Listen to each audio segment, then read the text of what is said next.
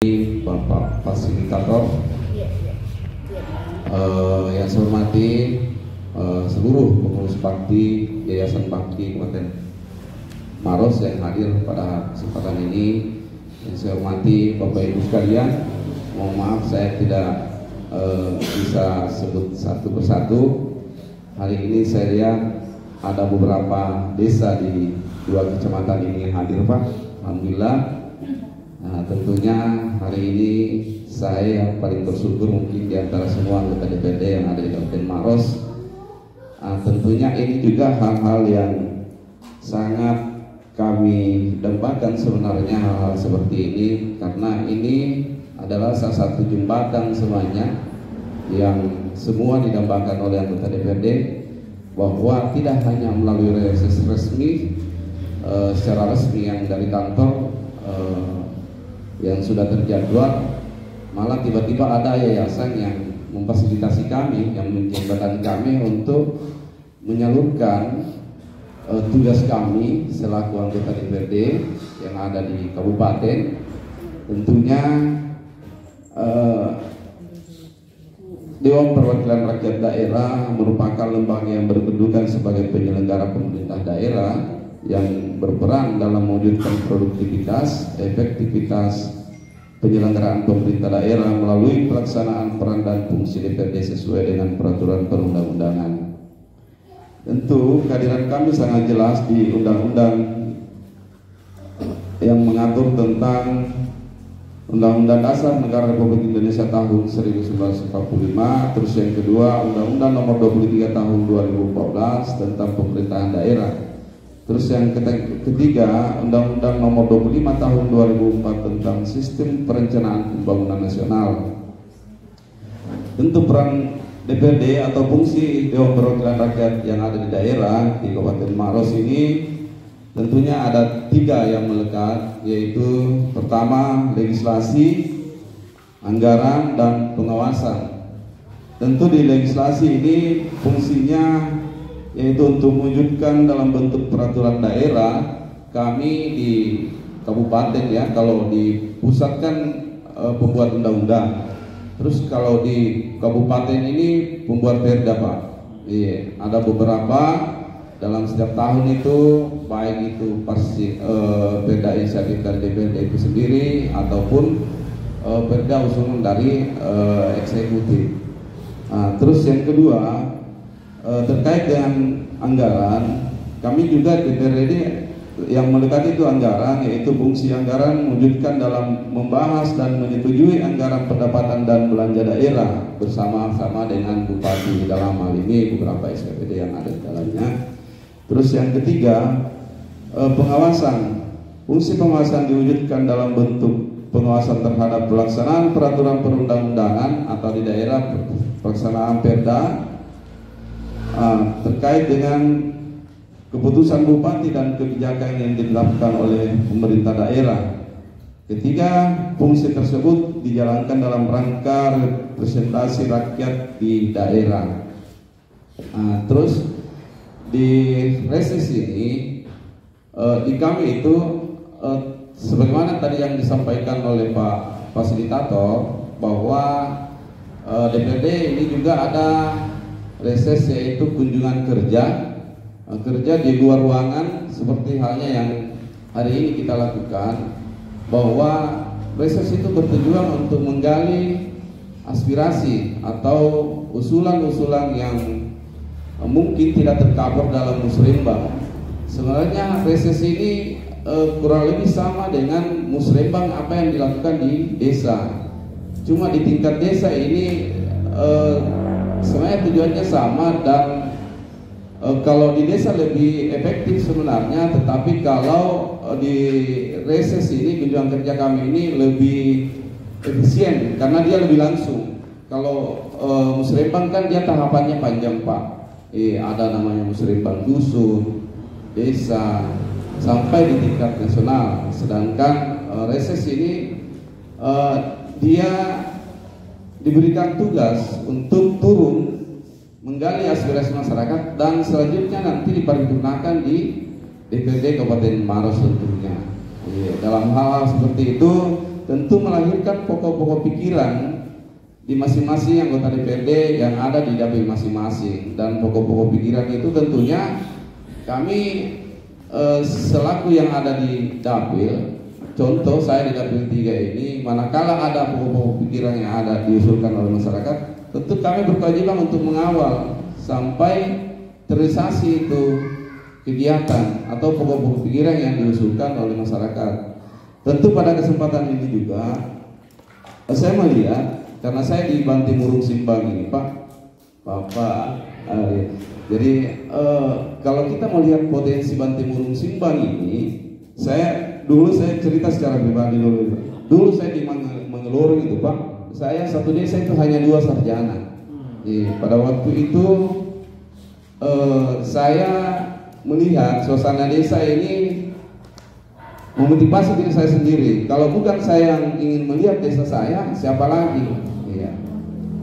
Dan pada akhirnya melalui pada waktu itu di tahun 2006 itu Pak, saya bercerita sedikit di masa akhir jabatan kepala desa Mangelorong pada waktu itu yang sudah tidak bisa lagi maju. Akhirnya pada tokoh-tokoh masyarakat ini berkumpul dan melahirkan suatu usulan bahwa ada di wilayah kita ada 2 sarjana.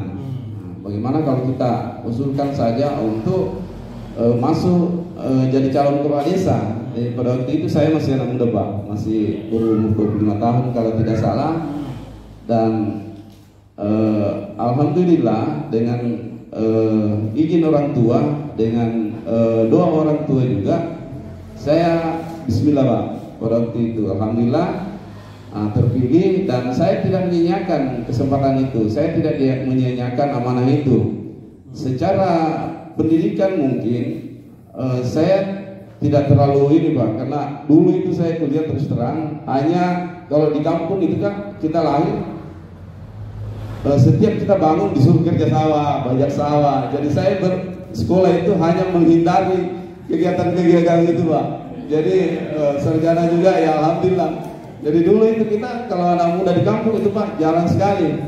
Jadi kalau kita ke kota luar biasa. Kita mengusap saja hati kita, luar biasa nih kehidupan di kota, bagus sekali. Dan itu kami juga ingin seperti itu Pak. Dan akhirnya dari kegiatan-kegiatan itu saya akhirnya pada kesempatan itu saya tidak menyia-nyiakan amanah itu, saya emban. Dan alhamdulillah saya di 2 periode itu 12 tahun, dan pada kesempatan itu 12 tahun itu saya betul-betul berawat saya punya masyarakat. Apapun keluhannya ya kita harus hadir, itu intinya Pak. Mereka untuk dimintai penjelasan dan terkait dengan hal-hal seperti itu. Dinda Yonita, kalau memang ada yang sangat urgent bisa hubungi kami. Kami terbuka untuk bantuan-bantuan hal seperti ini. Barangkali kami bisa membantu untuk memfasilitasi, paling tidak kalau ada yang urgent yang meminta kebijakan dari kepala dinas yang bersangkutan.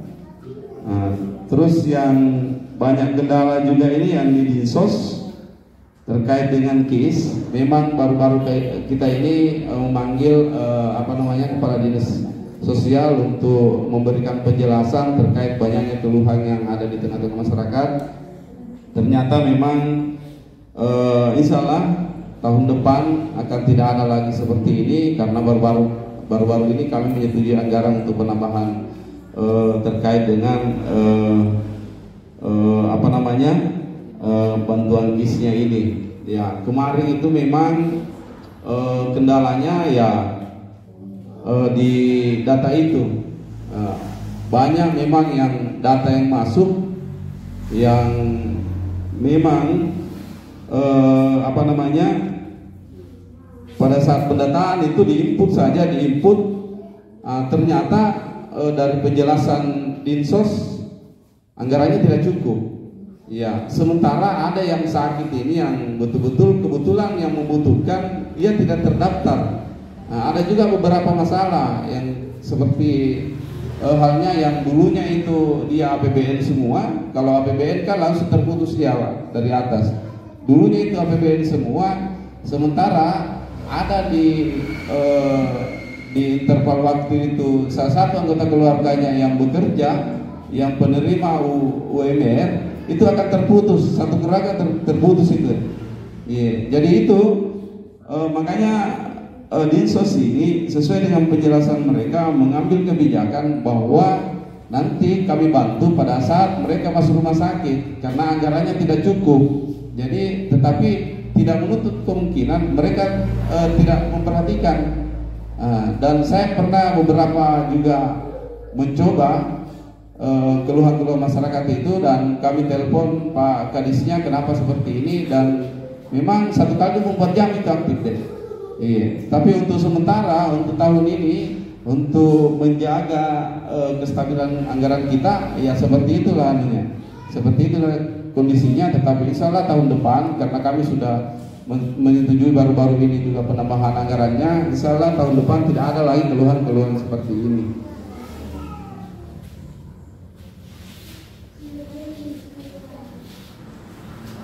Ya itu ya dari Tanite. Terus disimpan saya kira kurang lebih sama dengan keluhannya ini terkait dengan pendataan PKH yang tidak efektif. Ini tentu kami menjadi perhatian khusus untuk memanggil kepala koordinator yang bersangkutan, dan tadi Ibu Adinda Suci yang dari Semanggi ya, ada beberapa usulan terkait dengan infrastruktur yang ada di sana, termasuk perbaikan jaringan atau pengadaan jaringan tahun depan juga insya Allah untuk perbaikan pengadaan jaringan di beberapa wilayah kita yang ada di termasuk di Semanggi yang saya pertahankan baru-baru ini, ada di Malawa juga, ada di Cendrana. Insya Allah tahun depan juga akan sudah ada signal di sana. Insya Allah.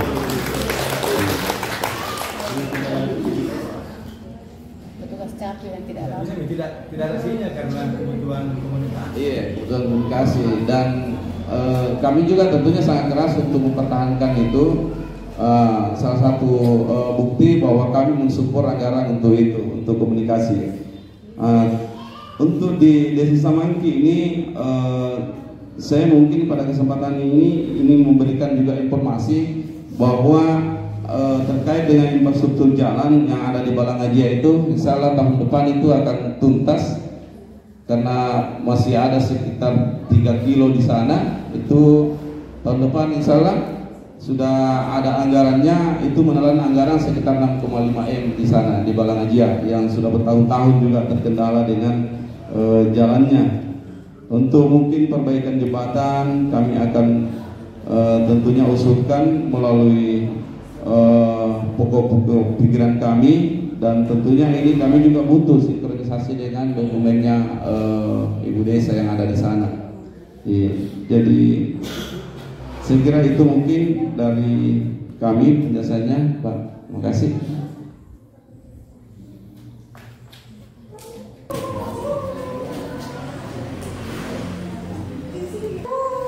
Teman-teman sekalian, hari ini berlangsung kegiatan mentoring dan technical assistance DPRD dan penguatan kapasitas kelompok konstituen di 2 kecamatan dari 6 desa, disaksikan oleh Kepala Dinas PMD Kabupaten Maros Bapak Dr. Indus, dan juga ada Pak Samsudin SE, anggota DPRD Kabupaten Maros dari fraksi PAN ya, yang merupakan perwakilan dari 2 kecamatan ini. Ini bisa menjadi inspirasi untuk kita bagaimana pemerintah Kabupaten Maros mendorong adanya perencanaan inklusi yang bisa menjawab harapan kita bahwa di Maros atau di daerah telah ada adopsi pembangunan atau perencanaan yang